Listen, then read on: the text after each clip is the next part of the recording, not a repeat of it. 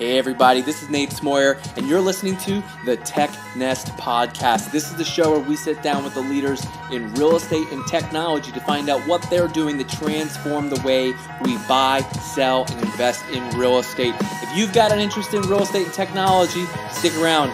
You're in the right place. Hey, Vered, welcome to the show. Hey, how are you? I'm doing well. I caught you a little late. You caught me a little early here. You're halfway across the world. Yeah, in Tel Aviv. I appreciate you taking aside the time and joining me today. I know I started off the pre-call here of telling you I was very impressed. You've done some big things, and hopefully we'll get into that a little bit. But before I go too far in, I'd love to get it started. Please go ahead, introduce yourself, let everyone know who you are and what you do. Cool. So my name is Schwarz. I'm the COO of Guesty. Guesty is a platform for property managers and property management companies, allowing them an end-to-end solution for all their needs in managing short-term property rental. Okay, small little thing here, not a big booming business, right? Actually, it is a huge business. If you look at the studies, short-term rentals were over around $170 billion market just in 2018. So I would say that's quite a market for us. And it's been growing. So if you think that today it's already about a third of the size of the hotel business, which is huge, right? Over 500 billion. It's growing at a faster pace, and we really see it as a huge disruptor to both the travel industry and the real estate industry in that sense. Yeah, so you work within all of the big names, I'm assuming Airbnb, Booking, VRBO, all those platforms? Yeah, so all great partners of us. We started with Airbnb as our first channel that we worked with, joined by Booking.com, also working with Agoda, TripAdvisor, HomeAway, really anything you can think of in terms of the channels. But that's not the only thing we do. If you think of our clients, they have demand side on the one hand, right? So connecting to all these channels, synchronizing bookings, everything around that, but also getting the homeowners, connecting with the homeowners, managing the relationship with them, managing the day-to-day business of cleaning, maintenance, checking in guest communications, and then, of course, running a business, everything around reporting, stats, financials, accounting. So our platform really supports all these needs, from the customer to the owner to the guest to your everyday business needs. Got it. And so what would you describe as the big problem that Guesty is solving that all these platforms don't already offer? First of all, it should be very clear. We do not compete with the online travel agencies at all. We're a facilitator for either the owners of properties or the managers for owners of properties of older day-to-day needs, and connecting to those channels is just one specific challenge that they have.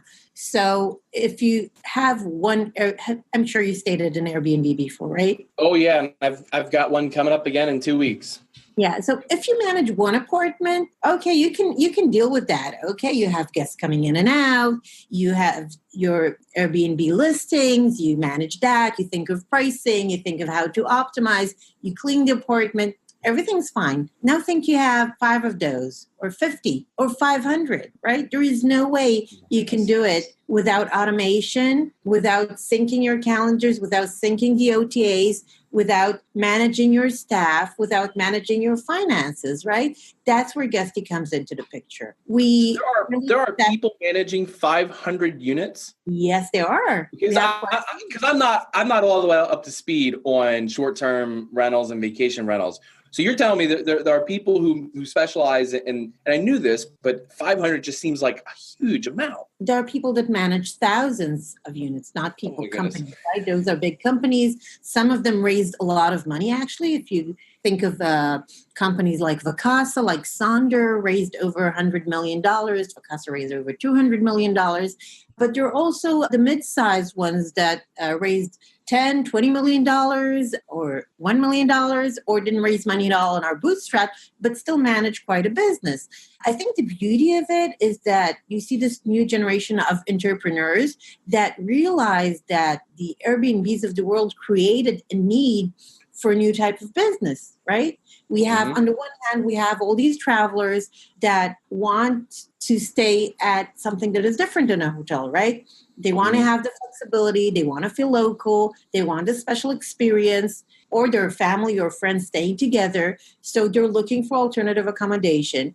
On the other hand, you have the investor side, right? That say, why should I rent my apartment for a year when I can rent it short term on Airbnb, Booking, etc., and have a yield that is at least 30% higher? That's what research shows you, that after all the management and commissions and costs, you still get 30% more for short term compared to long term. So you have investors that want to buy those properties and rent them. You have travelers that want to use those apartments, and who comes in the middle? Those entrepreneurs that say, hey, I'll do all that for you. You don't really want to, start communicating with guests all days. You have your full-time job, right? You just want to be an investor. Let me do the work for you.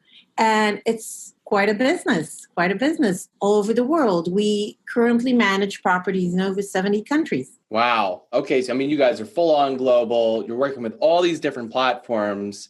And I'm assuming down to, maybe one Superhost who has 10 properties with companies that have thousands. Exactly. How do you build a platform that can be that robust? Because that is a huge accomplishment to be able to do that. Yeah, I think that's what's unique about us, is that we really started off with, I'll tell you a little about that if you like, but the idea was to really create that one-stop shop platform that enables everyone to connect to it.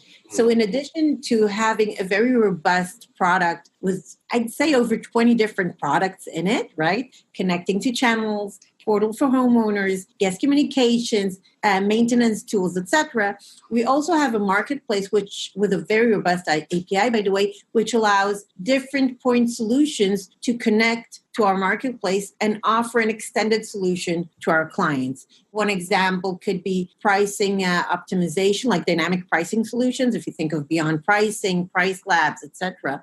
We have smart home automation solutions, right? Now that you manage 50 or 100 properties, you want to have smart locks. You want to have all kinds of monitoring tools in your properties. All those are tools that are connected to our marketplace. Think Point Central, NoiseAware, and other partners that we have on our marketplace.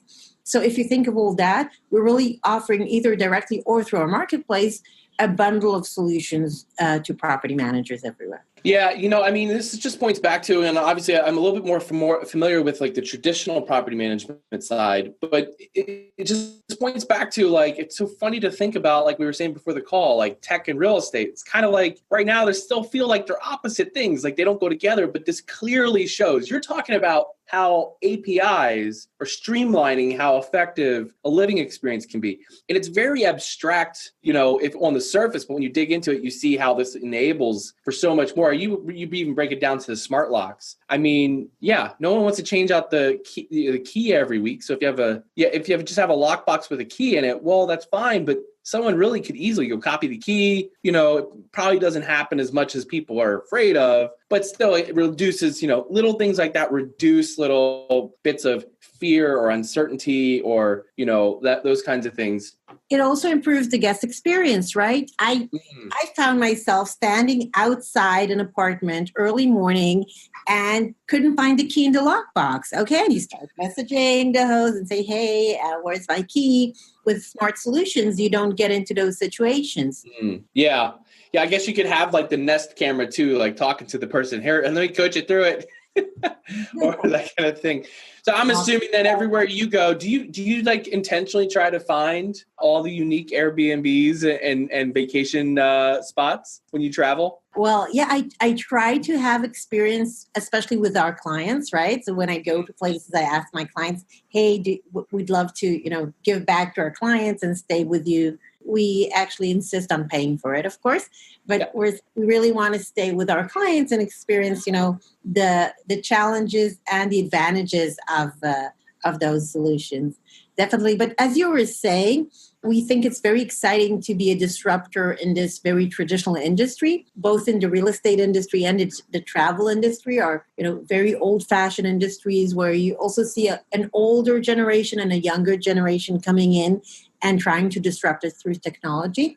Especially with us, you have the property managers on the one hand, but you also have the new generation of investors on the other hand that are looking for increased yield by short-term rentals, for example. Last year I went to Porto with my husband, Porto and Portugal, and I find that there's a huge market there for foreign investors only for Airbnbs, right? So there are actually a lot of brokers that started selling those properties to foreign investors and offering an entire bundle saying, hey, you'll buy an apartment, then I'll connect you to my property manager who will manage those apartments for you, furnish them for you, do all the guest communications and maintenance for you, and you just have to pay a commission. So they give you a full package of invest, get the yield, get the management, just see the money in the bank. That's perfect. I love it. Let me ask you this. So, I mean, I was looking on the site and you have, and I saw this in the video. It's kind of like in one of the videos, it's described as 360 coverage. So I know that this is an all one shot, but I just want to give a moment to like talk through this. I mean, so you guys have what you call your channel manager. So you that's across all the different marketplaces that you work with. One inbox. Yeah. So if you've got one property on Airbnb and one that got booked on Booking, you've got one place to manage both of those rental units. Yeah, well, first of all, it could be probably you'll have the same unit listed on Airbnb, on Booking.com, on HomeAway, and wherever, right? There are a couple of things with that. First of all, you want to make sure that once it's booked on one channel, it cannot be booked on another channel. Otherwise, you'll get double bookings. Okay, you'll have two guests coming together same time. That's awkward. Not a hotel where you could say, oh, please wait here at the lobby and I'll find you another room. It's a problem.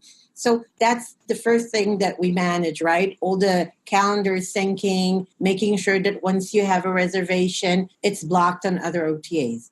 Then we have something that's really important, and it's called the unified inbox. All the messaging from all the different communication channels come into one inbox where you can manage all the guest communication. So if a guest messages you on Airbnb or emails you or texts you or comes from another channel, you will get everything in the same inbox. You'll have the information about the listing and the reservation, and you can save a lot of time on communicating effectively with your guests.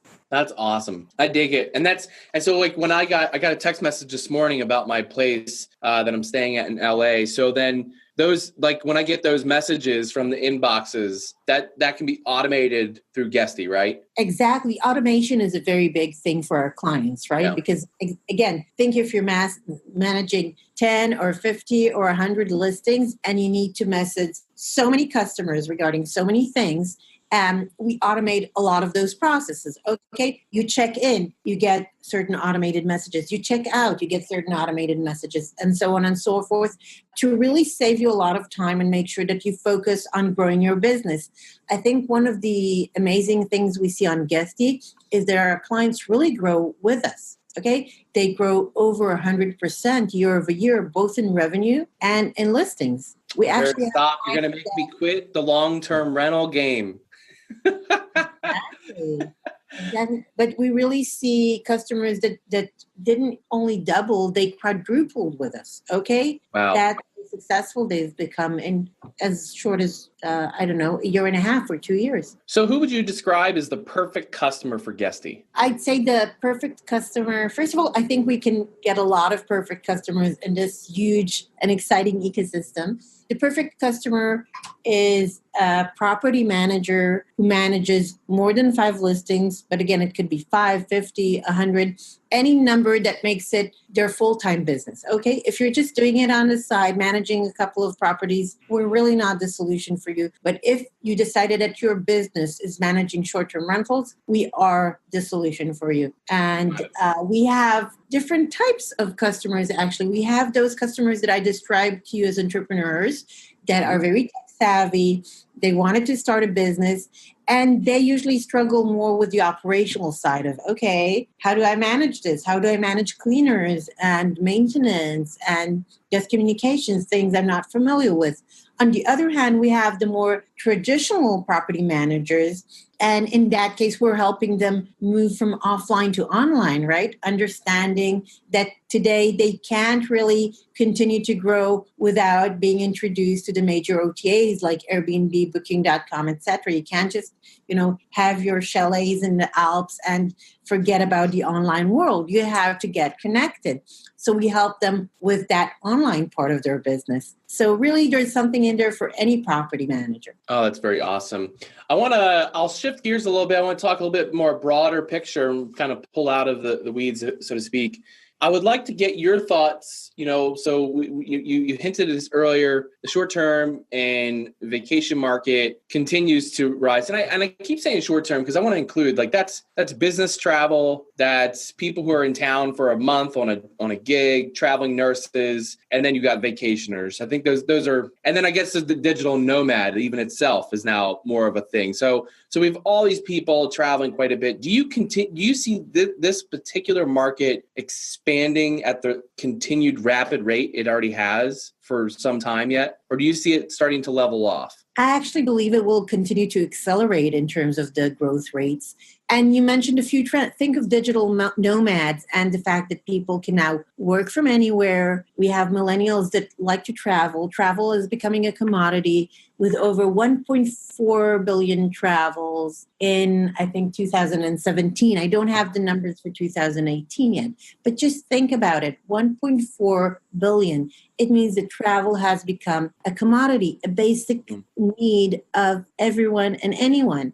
So with that amount of travel, with millennials becoming the majority of the consumer population, with people actually preferring alternative accommodations, with more reasons for business travelers to go, with some cities stating that they don't have enough accommodation for the level of tourism in those countries, definitely there is no reason for this trend to slow down. That's awesome. And so, you mentioned some of those indicators, but what about in the scenarios like New York City? And then I think that was kind of a big story that broke out. There was some people who didn't have permitted units. And so the city sued these people. And of course, that strikes fear into a lot of people at other markets. How does that affect the strategy moving forward for growth for Guesty? Listen, there are regulatory issues surrounding short-term rentals, just like a lot of new industries, especially disruptors. Think of the transportation industry, right? They also had a lot of issues and regulatory issues in a lot of cities and countries, but you don't see Uber going away anywhere or Lyft or the other disruptors of this market. And I think it's the same for short-term rentals. Short-term rentals are here to stay. There's just not enough accommodation for travelers in today's economy and with the trends I just stated to stop it, okay? People are not going to say, okay, I'm not going to stay at apartments anymore. I'm just going to wait for more hotels to be built. Okay, for them to build me more hotels. No, it's just not going to happen.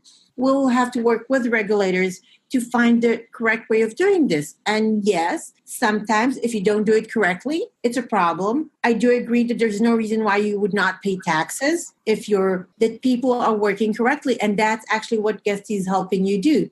As this industry is growing and becoming more professional, those companies such as our clients are willing to adapt to the new regulations, willing to be more strict and more official and more professional about the way they handle their business. So that is actually an opportunity for us and not a threat. Okay, so maybe it's going to hurt some of the small ones that are saying, I'll just try this out and I'm not willing to do a lot for this business. I'm not willing to pay taxes.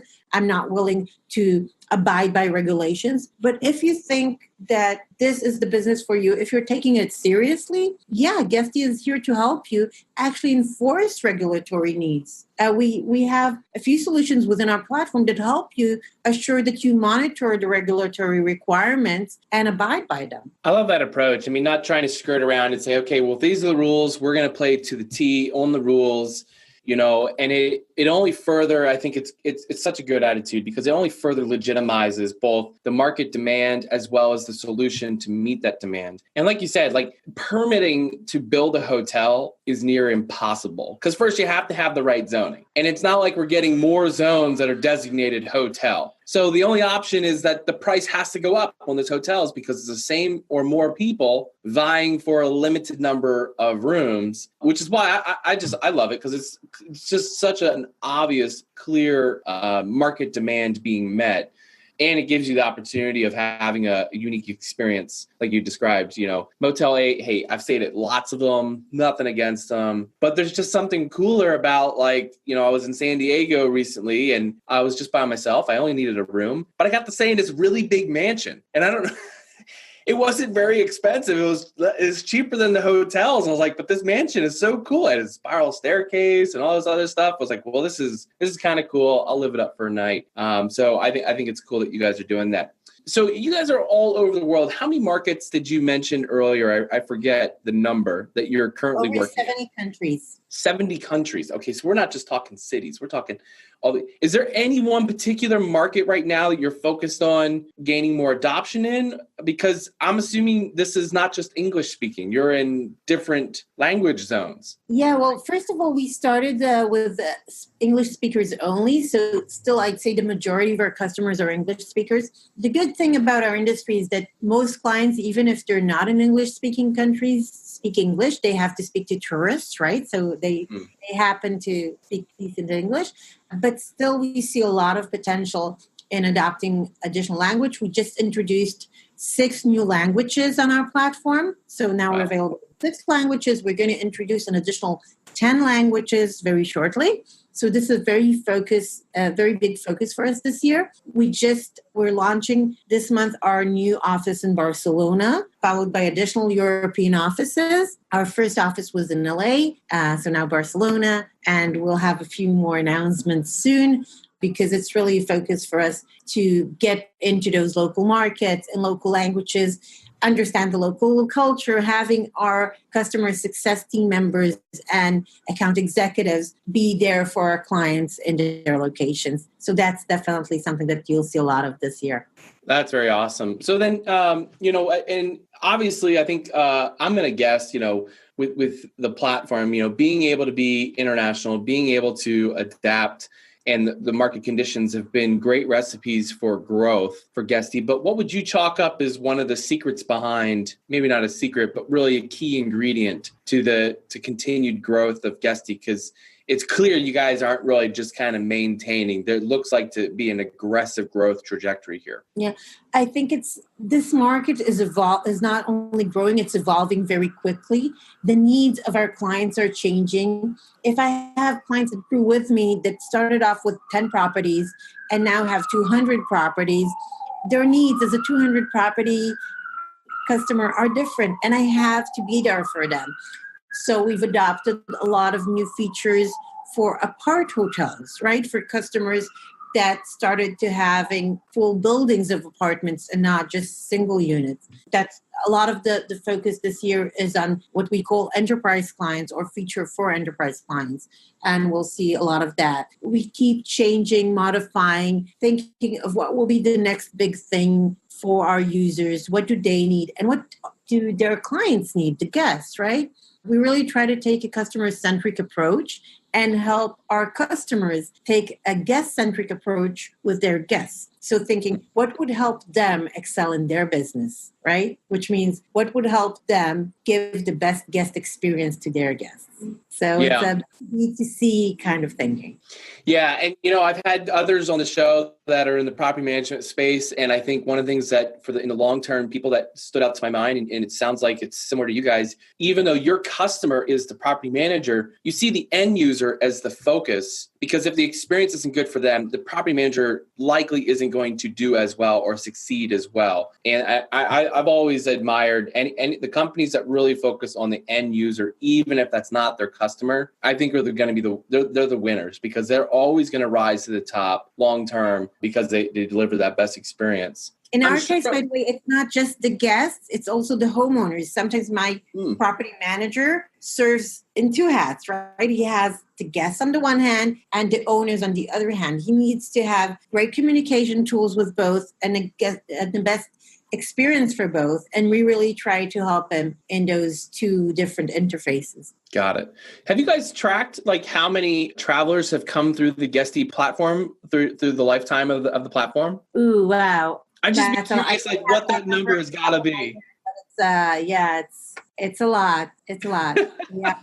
The amount of reservations that we have in a month is quite incredible. Well, how many property managers across the globe then are you working with on a monthly basis? Well, we don't disclose the numbers of customers, but it's a lot. Yeah. Fair enough. That's fair enough. In 7 countries and several of them in many countries, with the U.S. still being the majority of our client base. Yeah. Yeah.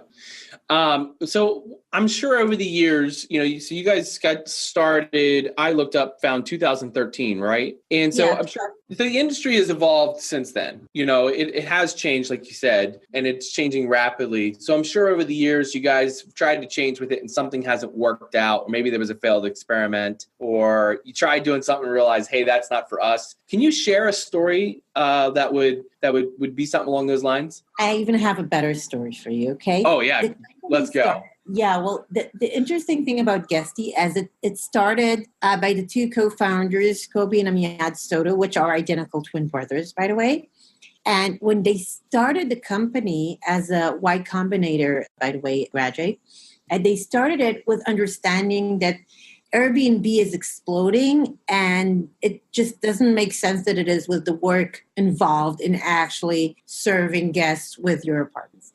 And their first idea was to be a property management company, okay? So initially they started as a tech-enabled property management company and said, yeah, we'll just get this launch and forget service for our customers. And then they realized, wait, this is a lot of work, okay? And we're not really great cleaners or maintenance people. We're great techies, but this is really not what we should be doing.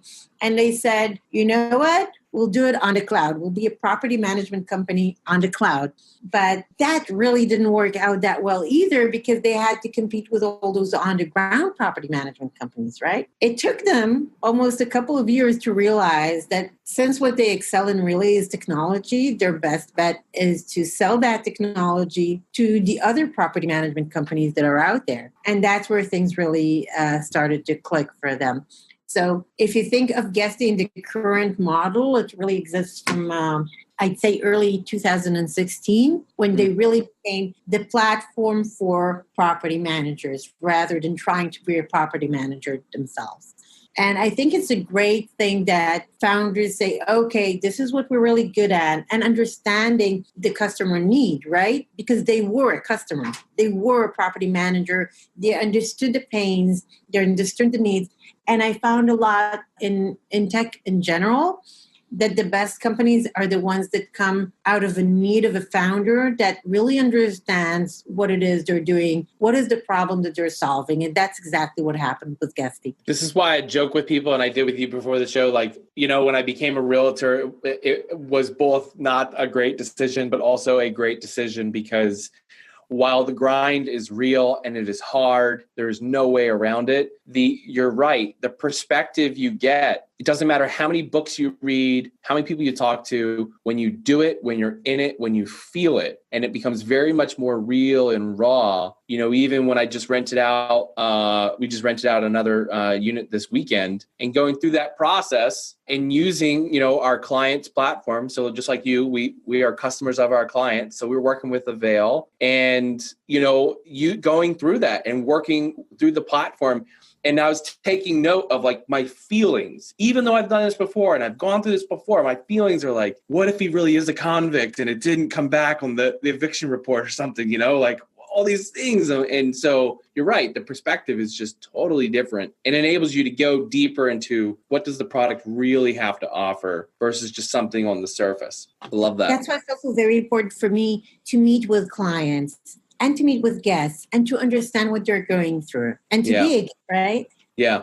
Yeah, we even have something really cool that's called the Demo B&B. We actually took on an apartment that we're renting for short term to guests, legit guests that are coming on the property, and it is managed by our product team. Okay, so they take turns in being the property management of the That guest. is brilliant. Yeah. I love it. Yeah. And it's in Tel Aviv? Yeah. So it's kind of so when I come to visit, thing. Yeah. I want to stay in that one. That's so cool. Okay. Maybe I can organize something for you. I have some connections there. Yeah, there we go. Perfect.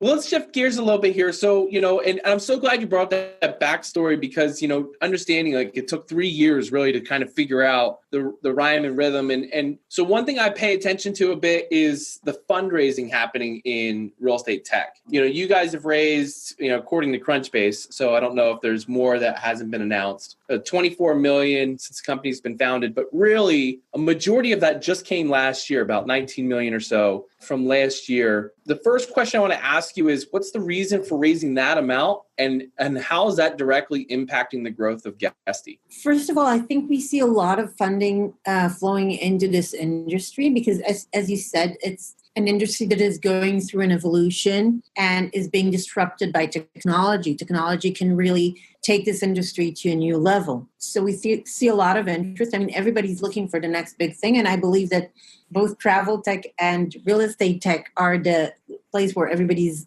looking at now. And we're right in the middle of it. So there's a lot of interest in the company. Actually, also investors reaching out to us and saying, hey, do you need funding? Because everybody knows that it's a hot space.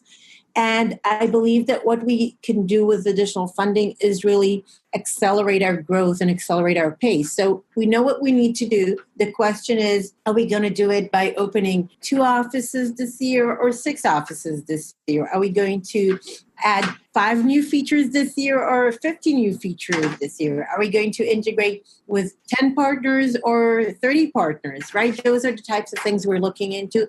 And since this market is so fragmented with so many tools, and I believe not many players like us that are consolidating everything into one place, it is really our time to be out there and help this consolidation trend and be there to capture market share as soon as possible.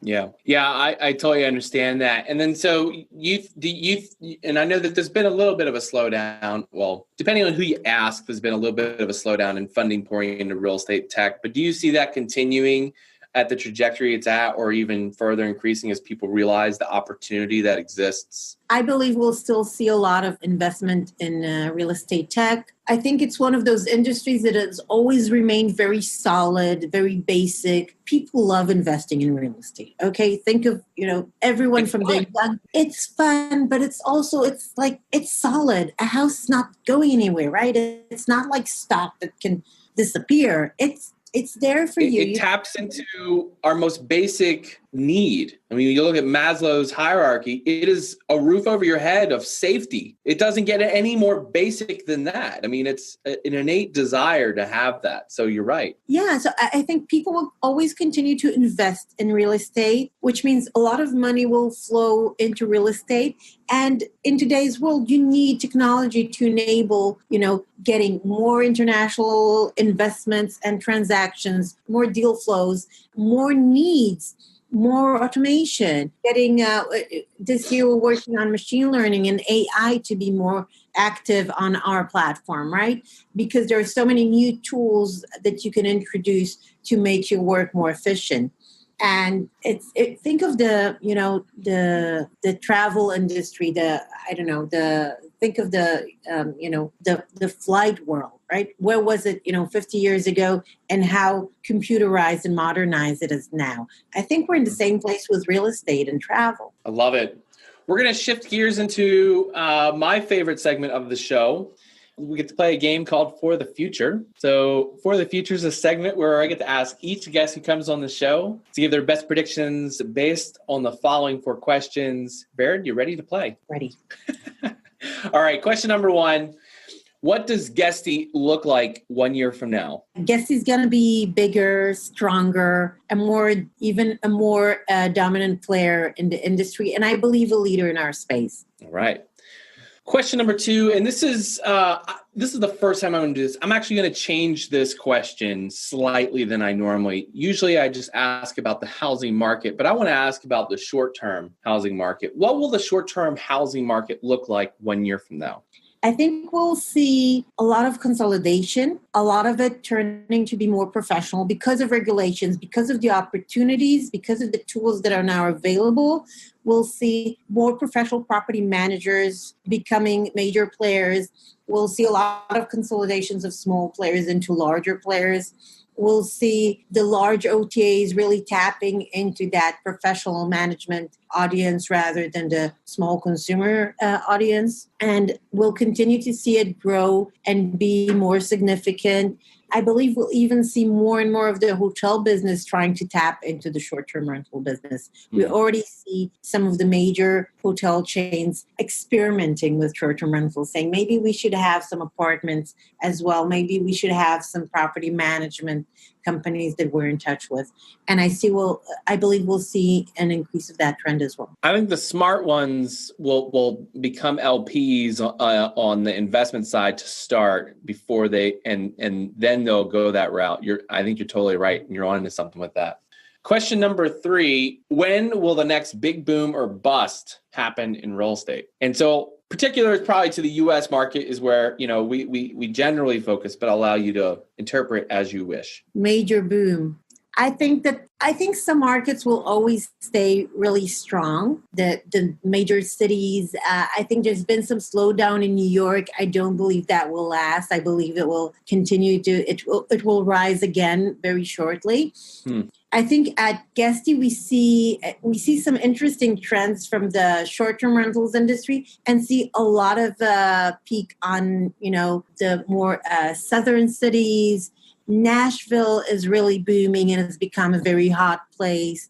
Vegas, see a lot of things going on in other cities like that were not like the first cities we'll think about, like Charlotte and Seattle. So I think that we'll see local booms in different areas in the U.S., and I don't think we'll see a lot of slowdown, especially because with short-term rentals being such a major player, it increases the demand size for properties, and we'll see more and more foreign investors investing in places that are good for short-term rentals, and that unfortunately will cause an increase in pricing. Yeah. All right. And question number 4, what's one thing you believe will dramatically change or fade away in real estate as a result of technological advances? One thing that would really change, and not short-term rentals because that's an obvious one.